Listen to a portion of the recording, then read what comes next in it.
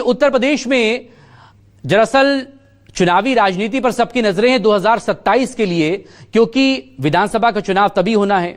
बंगाल जीतने के बाद प्रधानमंत्री नरेंद्र मोदी से लेकर शुभेंदु अधिकारी तक भारतीय जनता पार्टी के तमाम नेता बंगाल की तर्ज पर यूपी में भी विपक्ष को हराने का दावा कर रहे हैं। वहीं समाजवादी पार्टी के अध्यक्ष अखिलेश यादव ने महिला आरक्षण के मुद्दे पर बीजेपी को घेरते हुए नया सियासी मोर्चा खोल दिया है। अब सवाल यही कि यूपी में योगी का हिंदुत्व चलेगा या अखिलेश का पीडीए फॉर्मूला। रिपोर्ट।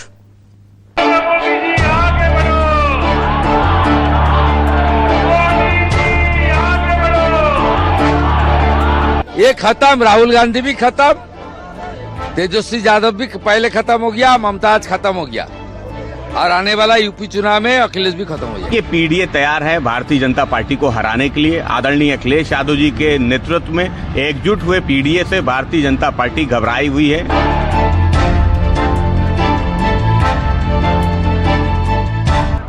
बंगाल विजय के बाद अब बीजेपी 2027 के चुनाव को लेकर आक्रामक रणनीति पर काम कर रही है। पार्टी हिंदुत्व और विकास के मुद्दे को केंद्र में रखकर आगे बढ़ रही है। मुख्यमंत्री योगी आदित्यनाथ के नेतृत्व में कानून व्यवस्था और धार्मिक पहचान को प्रमुखता दी जा रही है। बीजेपी का दावा है कि मजबूत संगठन और केंद्रीय नेतृत्व के सहारे वो एक बार फिर सत्ता में वापसी करेगी। प्रधानमंत्री नरेंद्र मोदी भी कहने लगे हैं कि आने वाले 2027 के चुनाव में अखिलेश यादव और समाजवादी पार्टी वैसे ही साफ हो जाएगी जैसे बंगाल में ममता दीदी।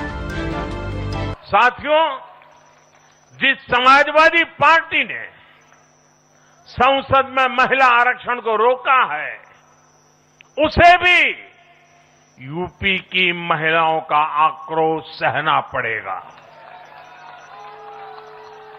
महिला विरोधी समाजवादी पार्टी कुछ भी करके अपने पाप को कभी धुल नहीं पाएगी। ये खत्म, राहुल गांधी भी खत्म, तेजस्वी यादव भी पहले खत्म हो गया, ममताज खत्म हो गया, और आने वाला यूपी चुनाव में अखिलेश भी खत्म हो जाएगा। दूसरी ओर अखिलेश यादव पीडीए यानी पिछड़ा, दलित और अल्पसंख्यक वर्ग के सामाजिक समीकरण के सहारे बीजेपी को चुनौती दे रहे हैं। उनका मानना है कि ये गठजोड़ बीजेपी की रणनीति को कमजोर कर सकता है। साथ ही उन्होंने महिला आरक्षण को लेकर बीजेपी से सवाल किया है कि अगर सरकार वास्तव में गंभीर है तो किसी राज्य में महिला मुख्यमंत्री बनाकर साबित करें कि बीजेपी असलियत में महिला आरक्षण के पक्षधर है। इसके लिए वो लगातार सोशल मीडिया पर पोस्ट कर रहे हैं। पश्चिम बंगाल में जब परिणाम मनमर्जी से निकाला गया है तो भाजपाई परंपरा के अनुसार मुख्यमंत्री भी मनमर्जी से ही बनेगा। इसलिए ये विशेष मांग है कि इस बार पर्ची उनके नाम की निकलनी चाहिए जो पौराणिक काल से नारी के प्रति पुरुषवादी नकारात्मक सोच और शोषण के प्रतीक भूमिका निभा चुकी है, जिन्हें भारतीय नारी का आदर्श मानने की सलाह लोहिया जी तक ने दी थी। आशा है महिला आरक्षण के संदर्भ में इस पर अमल होगा। हालांकि समाजवादी पार्टी ये दावा कर रही है कि जो कुछ भी बंगाल में हुआ वो यूपी में नहीं होगा, क्योंकि समाजवादी पार्टी यह आरोप लगा रही है कि बीजेपी ने वहां चुनाव आयोग के जरिए धांधली करके चुनाव जीता, लेकिन यूपी में समाजवादी पार्टी की फौज अधिकारियों से निपटने के लिए तैयार है।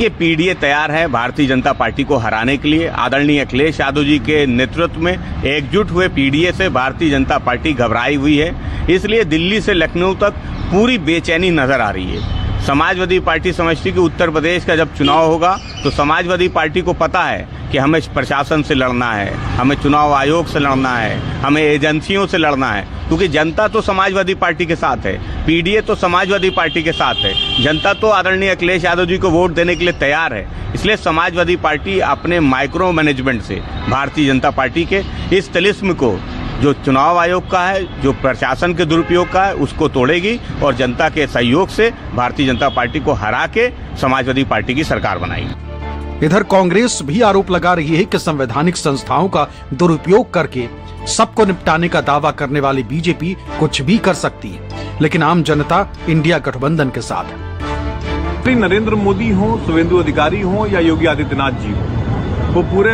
कॉन्फिडेंस से इस बात को कहेंगे कि वो किसी को भी निपटा देंगे। इसलिए निपटा देंगे क्योंकि जितनी भी संवैधानिक संस्थाएं थी वो भाजपा की बी टीम बनकर काम कर रही हैं। चुनाव आयोग हो, ईडी हो, सीबीआई हो। तो अगर आपको डराकर, धमकाकर केंद्रीय पुलिस बलों का दुरुपयोग कर चुनाव जीतना है तो आप कोई चुनाव जीत सकते हैं।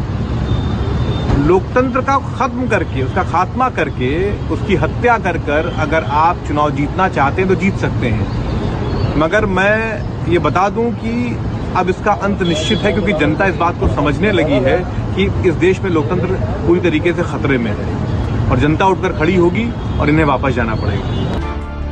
विपक्ष को भरोसा है कि अगर गठबंधन के भीतर वोटों का सही तालमेल बैठा तो 2027 में परिणाम बदल सकते हैं। हालांकि बीजेपी इन दावों को खारिज करते हुए विपक्ष को कमजोर और असंगठित बता रही है। कुल मिलाकर उत्तर प्रदेश में 2027 का चुनाव हिंदुत्व और सामाजिक समीकरण की राजनीति के बीच सीधी टक्कर के रूप में देखा जा रहा है और सियासत के जानकार मानते हैं कि यूपी में बीजेपी का बेहद कड़ा मुकाबला समाजवादी पार्टी से होने जा रहा है। वोटों का उत्तर प्रदेश में पहले से दो हिस्से में विभाजन है। एक हिस्सा बीजेपी अलायंस के पास है, दूसरा सपा अलायंस के पास है और इन दोनों अलायंस में अगर आप देखें हिंदुत्व वर्सेस पीडीए का नारा चल रहा है।